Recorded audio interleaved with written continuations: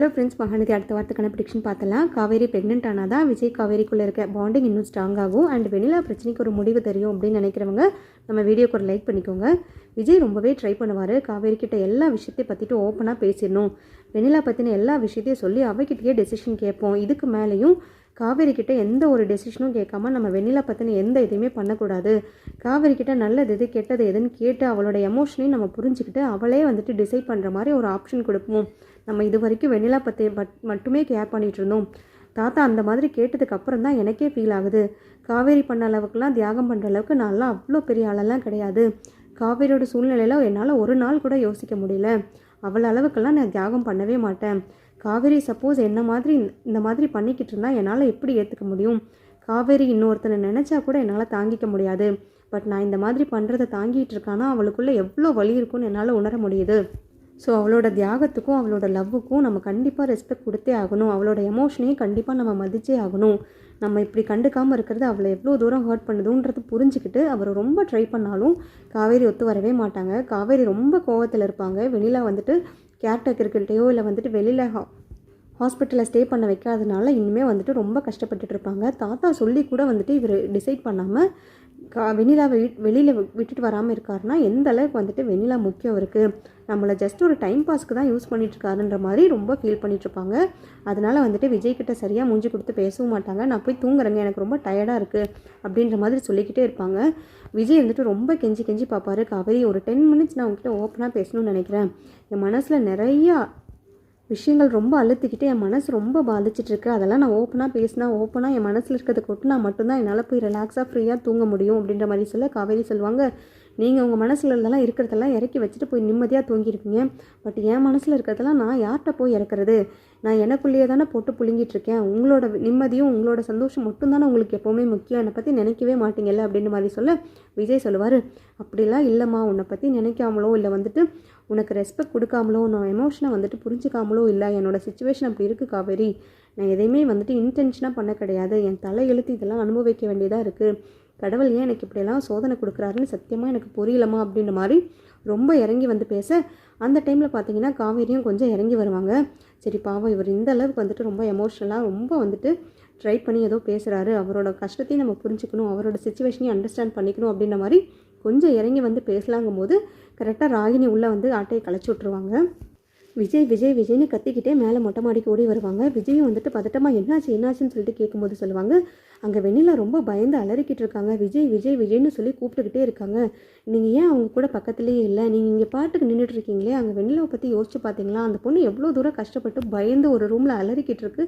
நீங்கள் பாட்டுக்கு இப்படி நின்றுட்டுருக்கீங்க அசால்ட்டாக. ஒருவேளை பிட்ஸ்க்கு இது வந்துட்டு ஏதாவது கிரிட்டிக்கலான்னு போயிட்டாங்கன்னா என்ன பண்ணுவீங்க? கொஞ்சம் கூட அக்கறையே இல்லையா அப்படின்ற மாதிரி சொல்ல விஜய் பதறி அடிச்சுட்டு கீழே ஓடுவார். காவேரியும் பின்னாடியே போவாங்க. அங்கே போய் பார்த்தீங்கன்னா வெண்ணிலாவும் வந்துட்டு உட்காந்துட்டு ஒரே இடத்த பார்த்துக்கிட்டு இருப்பாங்க. ராகினி கிட்ட உடனே விஜய் கேட்பாரு, என்ன இவ பயந்தான்னு சொன்னால் இவ பாட்டுக்கு நார்மலாக தானே உட்காந்துட்ருக்கா, நீ ஏன் இப்படிலாம் பண்ணுற அப்படின்ற மாதிரி கேட்க, என்னங்க நான் என்ன பொய்யா சொல்கிறேன், வெண்ணிலா இவ்வளோ நேரம் வந்துட்டு பயந்துட்டு தான் இருந்தா. நீங்கள் காலையில் வந்துட்டு தாத்தா வெண்ணிலா முன்னாடியே பேசினதை நினச்சி அவள் ரொம்ப பயந்துருப்பா போல இருக்குது. ஒருவேளை நீங்கள் அவளை விட்டு போயிருவீங்கன்னோட தாட்டு வந்து அவளுக்குள்ளே வந்துருச்சு, அதனால தான் பயத்தில் இருக்கா. கொஞ்சம் அவள் கூடயே இருங்க விஜய், அதான் என்னால் அட்வைஸ் பண்ண முடியும். ஒரு பொண்ணாக வந்துட்டு என்னால் வெண்ணிலாவை ஃபீல் பண்ண முடியுது, வெண்ணிலாவோட கஷ்டத்தை வந்து என்னால் புரிஞ்சிக்க முடியுது. பட் வேறு யாரும் உங்களுக்கு இந்த மாதிரிலாம் அட்வைஸ் பண்ணுறதில்ல, அதனால தான் வெண்ணிலாவை பற்றின உங்களுக்கு ஃபுல் அண்டர்ஸ்டாண்டிங் கிடைக்க மாட்டேங்குது அப்படின்ற மாதிரி சொல்ல விஜய் உடனே யோசிக்க ஆரம்பிச்சிருவார். ஆமாம்ல, காலையில் வெண்ணிலா முன்னாடி தான் தாத்தா அப்படியெல்லாம் பேசினார். வீட்டை விட்டு வெளியில் கூட்டிகிட்டு போய் விடு, வெண்ணிலா இருக்கிறது இங்கே எல்லாத்துக்கும் சங்கட்டமாக இருக்குது, கஷ்டமாக இருக்குது அப்படின்ற மாதிரி சொல்லும்போது வெண்ணிலாவுக்கு எவ்வளோ தூரம் கஷ்டமாக இருந்திருக்கும். இப்படியெல்லாம் ஒரு நிலைமை வெண்ணிலாவுக்கு தேவையா? என்னால் தான் அவள் இதெல்லாம் அனுபவிச்சிட்ருக்கா. வீட்டை விட்டு வெளியில் போன்னு தாத்தா அவன் முன்னாடியே சொல்லும்போது அவளுக்கு அது கூடவா புரியாமல் இருக்கும். அதை யோசிச்சு தான் பயந்துருப்பாளோ அப்படின்ற மாதிரி யோசிச்சுட்டு காவேரி உடனே விஜய் பார்ப்பாரு. காவேரி பார்த்ததுமே புரிஞ்சுக்குவாங்க. ஸோ இவர் இது வெண்ணிலாவை பற்றி தான் யோசிக்கிறாரு, வெண்ணிலாவை பற்றி தான் ஃபீல் பண்ணி ஏதோ என்கிட்ட பேச வர போகிறாரு அப்படின்ற மாதிரி புரிஞ்சுக்கிட்டு காவேரி உடனே சொல்லுவாங்க, எனக்கு புரியுதுங்க, நீங்கள் என்ன யோசிக்கிறீங்கன்னு தெரியுது, நீங்கள் என்கிட்ட என்ன சொல்ல வரீங்கன்னு எனக்கு நல்லாவே புரியுது. நீங்கள் வெண்ணிலா கூடவே இருங்க, அவங்களுக்கு கொஞ்சம் பத்திரமா அவங்கள பார்த்துக்கோங்க. நீங்கள் அவங்க பக்கத்தில் இருந்தால் மட்டும்தான் அவங்க கொஞ்சம் ரிலாக்ஸாக ஃபீல் பண்ணுவாங்க, பயம் இல்லாமல் அவங்களும் தூங்குவாங்க அப்படின்ற மாதிரி சொல்ல, ஐயோ காவேரி ப்ளீஸ் என்னை புரிஞ்சுக்கோ காவேரி, நான் வெண்ணிலா தூங்குற வரைக்கும் அவள் கூட நான் இருந்துட்டு வரனே, திரும்ப அவள் பயத்தில் ஏதாவது ஆயிடுச்சுன்னா அந்த குற்ற உணர்ச்சியை என்னை கொன்றுமா, ப்ளீஸ்மா புரிஞ்சுக்குமா அப்படின்ற மாதிரி சொல்ல, எனக்கு நல்லாவே புரியுதுங்க அப்படின்ற மாதிரி சொல்லிவிட்டு காவேரி அழுதுகிட்டே கிளம்பிடுவாங்க. ரூமுக்கு போய் பயங்கரமாக அழுகுவாங்க. இவர் கண்டிப்பாக மாற போகிறதே கிடையாது, வெண்ணிலாவுக்கு வந்துட்டு இப்போ ஓரளவுக்கு சரியாயிடுச்சுங்கும் போதே வெண்ணிலாவை நினச்சி இவ்வளோ வந்துட்டு யோசிக்கிறாருன்னா, ஃபீல் பண்ணுறாருன்னா, ஒருவேளை வந்துட்டு கம்ப்ளீட்டாக சரியானதுக்கப்புறம் வெண்ணிலா விஜய் என்னை விட்டு போயிடாதீங்க, நீங்கள் என் கூடவே இருங்க, நீங்கள் தான் எனக்கு வேணும்னு வெண்ணிலா கேட்கும்போது இவர் கண்டிப்பாக வந்துட்டு அதில் என்ன முடிவெடுப்பார்னு எனக்கு நல்லாவே புரியுது. இவர் வேண்டான்னு வந்து வெண்ணிலாவை மறுக்கவே மாட்டார். வெண்ணிலாவை ஏற்றுக்கிறதுக்கான ஆப்ஷன்ஸ் தான் நிறையா இருக்குது. அந்தளவுக்கு வெண்ணிலாவை இவர் மதிக்கிறாரு, அந்தளவுக்கு அவர் லவ்வும் பண்ணுறாரு. ஸோ நம்ம ஏன் இதுக்கு மேலேயும் இங்கே இருந்துகிட்ருக்கணும் அப்படின்ற மாதிரி யோசிச்சுக்கிட்டு அழுதுகிட்டே தூங்கிடுவாங்க. காலையில் எழுந்திரிச்சதுமே ஒரு மாதிரி கிருகிருன்னு தலை சுற்ற ஆரம்பிச்சிடும் காவேரிக்கு. ஒரு மாதிரி ரொம்ப கிட்டினஸாக இருக்குது அப்படின்ற மாதிரி சொல்லிக்கிட்டு உட்காருவாங்க. உடனே போய் கிச்சனுக்கு போய் ஜூஸ் போட்டு குடிப்பாங்க. அந்த டைமில் பார்த்தீங்கன்னா ராகினி இருப்பாங்க. என்னடி ஓவராக வந்துட்டு இது பண்ணிக்கிட்டு இருக்க, விஜய் நல்லா ஆட்டி வைக்கிற போல இருக்குது, வெண்ணிலா கூட விஜய் சேர விடாமல் நீ பாட்டுக்கு பிளான் பண்ணிக்கிட்டு இருக்கியா, நீ பண்ணுற பிளானெல்லாம் எதுவுமே நடக்காது அப்படின்னு மாதிரி சொல்ல, தயவு செய்து போயிடே, எனக்கு ஒரு மாதிரி தலை சுற்றுற மாதிரி இருக்குது, அது பத்தாத குறைக்கு நீ வேறு என்னை டென்ஷன் பண்ணாத அப்படின்ற மாதிரி சொல்ல, ராகினிக்கு அப்போவே டவுட் வந்துடும். என்ன இவன் தலை சுற்றுதுங்கிறா, இவன் முகத்தை பார்த்தா ஒரு மாதிரி வெளுப்பாக இருக்காளே, கலகலன்னு ஒரு மாதிரி முகமே பளிச்சுன்னு தெரியுது, ஏதாவது விசேஷமாக இருக்குமோ, இவளெல்லாம் நம்பவே கூடாது, சரியான ஆளிவோ, விஜயை வளைச்சி போடுறதுக்கு வேண்டி ஏதாவது பண்ணியிருந்தாலும் பண்ணியிருப்பான், ஒரு வேளை ப்ரெக்னென்ட் ஆகிருப்பாளோன்ற டவுட் எனக்கு ரொம்ப நாளாகவே இருந்துக்கிட்டு இருக்கு அப்படின்ற மாதிரி சொல்ல, காவேரி கிட்ட போட்டு வாங்குறதுக்கு வேண்டி உடனே ராகினி கேட்பாங்க. என்ன காவேரி விசேஷமா, உன் முகத்தை பார்த்தாலே ரொம்ப பளிச்சுன்னு இருக்குது, என்ன விசேஷம் அப்படின்ற மாதிரி யோசிக்க டக்குன்னு காவேரிக்கும் அப்போ தான் ஸ்ட்ரைக் ஆகும். ஆமாம், நம்ம பீரியட்ஸ் ஆகி கிட்டத்தட்ட 1.5 மாதம் கிட்ட ஆயிடுச்சு, இன்னும் பீரியட்ஸ் வராமல் இருக்குது, கரெக்டாக வந்துட்டு 28 நாளில் ஆகிற பீரியட்ஸ் இப்போ ஏன் 1.5 மாதம் தள்ளி போயிருக்குன்னு ஒன்றுமே புரியலையே, நம்மளும் வந்துட்டு எதுவும் செக் பண்ணாமல் இருக்கோம், இவன் சொல்கிற மாதிரி ஏதாவது பாசிட்டிவாகுது இருக்குமோ அப்படின்ற மாதிரி யோசிச்சுக்கிட்டே இருப்பாங்க.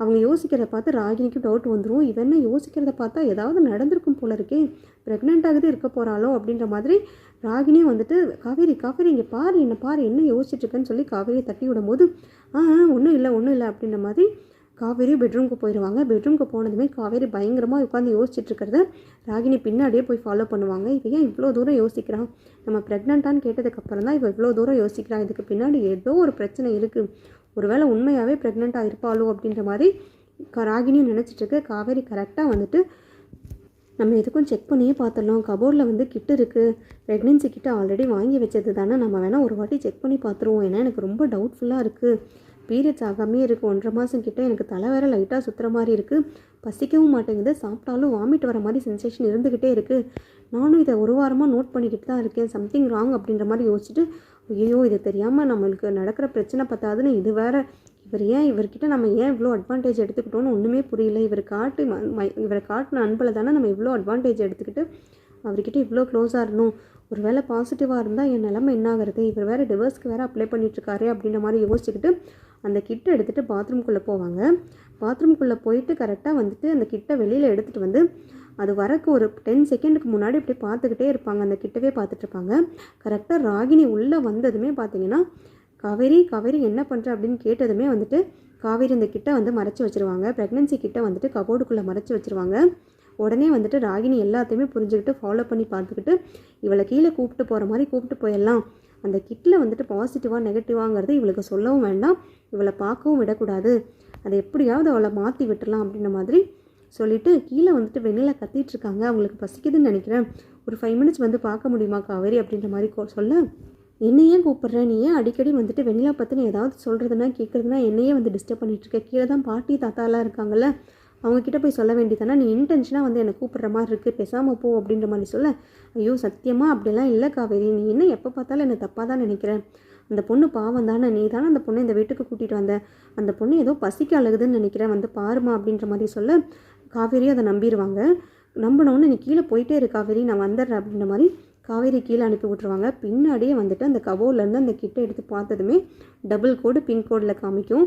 அட பாவி, இவ கர்ப்பமாக வேற இருக்காளா, ப்ரெக்னெண்ட்டாக இருந்துக்கிட்டு தான் இவ்வளோ நாள் இவ்வளோ வேலையை பார்த்துட்டு இருந்தாளா, இவன் மட்டும் ப்ரெக்னெண்ட்டாக இருக்கிறது தெரிஞ்சுது தாத்தாவும் பாட்டியும் இன்றைக்கே வெண்ணிலா அடித்து இந்த வீட்டை விட்டு துரத்தி விட்டுருவாங்க.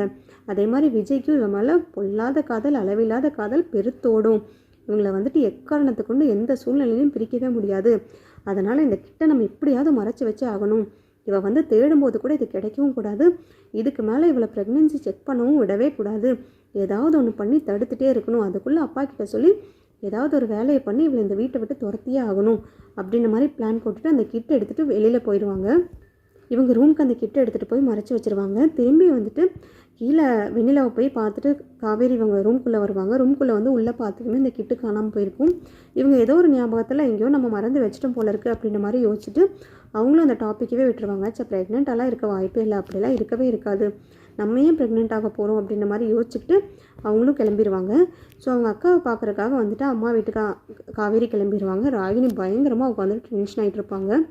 இவை எல்லாத்தையும் வந்துட்டு நம்ம பண்ணி இவளை பிளான் பண்ணி இந்த வீட்டை விட்டு துரத்திடலான்னு பார்த்தா ப்ரெக்னெண்ட்டாக வேறு இருக்காளே, இதுக்கப்புறம் என்ன நடக்க போகுதுன்னே தெரியல சுத்தமாக. நம்ம தான் இந்த வீட்டை விட்டு போகணும்னு நினைக்கிறேன். இந்த அஜய் வேறு என்ன பண்ணிகிட்ருக்கானே தெரியல. இந்த வெண்ணிலா மூதேவியை வந்துட்டு கூட்டிகிட்டு வந்து விஜய் கூட சேர்த்து வைக்கலான்னு பார்த்தா அவளுக்கு இன்னும் பைத்தியம் வேறு தெளியவே மாட்டேங்குது. பைத்தியம் தெளிஞ்சாலாவது ஏதாவது ஒன்று பண்ணலான்னு பார்த்தா அவள் ஒரு பாட்டுக்கு மூளையில் பேன் உட்காந்துருக்கா. காவேரி விஜய் எக்காரணத்துக்கு இந்த ஜென்மத்திலையும் பிரிக்கவே முடியாதுன்னு நினைக்கிறேன். குழந்தை வேறு வந்துருச்சுன்னா இவள் ப்ரெக்னெண்ட்டாக வேறு இருக்கிறது விஜய்க்கு தெரிஞ்சதுன்னா தலையில் தூக்கி வச்சு அவன் ஆடாடுன்னு ஆடுவான். காவேரி தாங்கன்னு தாங்குவான். அதெல்லாம் பார்த்துட்டு இந்த வெண்ணிலாக்கே ஏதோ ஒன்று நடந்துடும். வெண்ணிலாவே இந்த வீட்டை விட்டு போயிடுவா போல இருக்குது. நம்ம பிளான் பண்ணுற எதுவுமே வந்துட்டு நடக்கவே மாட்டேங்குது, என்ன பண்ணுறதுனே தெரியல அப்படின்ற மாதிரி சொல்லிட்டு பயங்கரமாக புழுங்கிக்கிட்டு இருப்பாங்க. அந்த பக்கம் பார்த்திங்கன்னா விஜய் காவேரி நினச்சி ரொம்பவே வந்துட்டு ஃபீல் பண்ணிகிட்ருப்பாரு. ஆஃபீஸ் போனதுமே காவேரியோட ஞாபகத்திலே இருப்பாங்க. இவளை வேறு ஆஃபீஸ்க்கு வர வேணான்னு சொல்லிட்டோம், 2 நாள் சர்ப்ரைஸ் கொடுக்குறக்கு வேண்டி இவளை ஆஃபீஸ் பக்கம் வேறு வர வேணான்னு சொல்லிட்டோம். காவேரி அங்கே என்ன பண்ணுறோன்னு தெரியலையே, அவளை பார்க்கணும் போல் இருக்குது. ஏதோ வந்துட்டு உள்ளுக்குள்ளே ஒரு சந்தோஷமான விஷயம் நம்மளுக்கு வரப்போகுதுன்ற ஒரு ஃபீல் எப்போவுமே இருந்துக்கிட்டே இருக்குது, என்னன்னு தெரியலையே. காவேரியை பார்க்கணும், அவள் கூட டைம் ஸ்பெண்ட் பண்ணணும்னு ஒவ்வொரு நாளும் வந்துட்டு நான் ஏங்கி தவச்சிட்ருக்கேன்.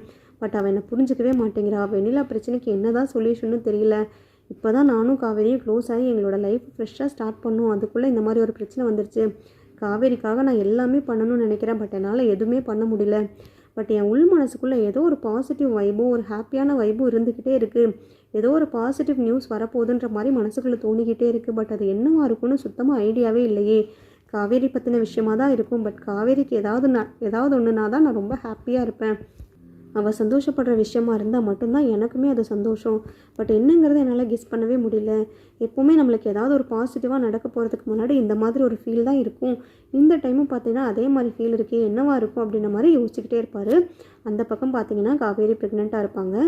ஸோ காவேரி ப்ரெக்னெண்ட்டாக இருக்கிற விஷயம் விஜய்க்கு எப்போ தெரிய வரணும்னு தெரியல. 2 பேத்துக்கும் தெரிய வந்து ஃபஸ்ட்டு காவேரிக்கு வந்து அது தெரியணும். காவேரிக்கு கூடிய சீக்கிரம் அது தெரிஞ்சாலுமே விஜய்க்கு தெரியாத மாதிரி ராகினி ஏதாவது ஒரு பிளான் பண்ணிக்கிட்டே இருப்பாங்க. ஸோ இது எல்லாத்தையும் மீறி விஜய் காவேரி 2 பேத்துக்குமே வந்துட்டு அவங்க ப்ரெக்னென்சி நியூஸ் வந்து தெரிஞ்சு 2 பேருமே ஹாப்பியாக இருந்தால் மட்டும்தான் ராகினியோட கேரக்டரையும் க்ளோஸ் பண்ண முடியும், வெண்ணிலாவோட கேரக்டரையும் க்ளோஸ் பண்ண முடியும். ஸோ அதுக்காக தான் நம்ம எல்லோரும் வெயிட் பண்ணுறோம். தேங்க்யூ.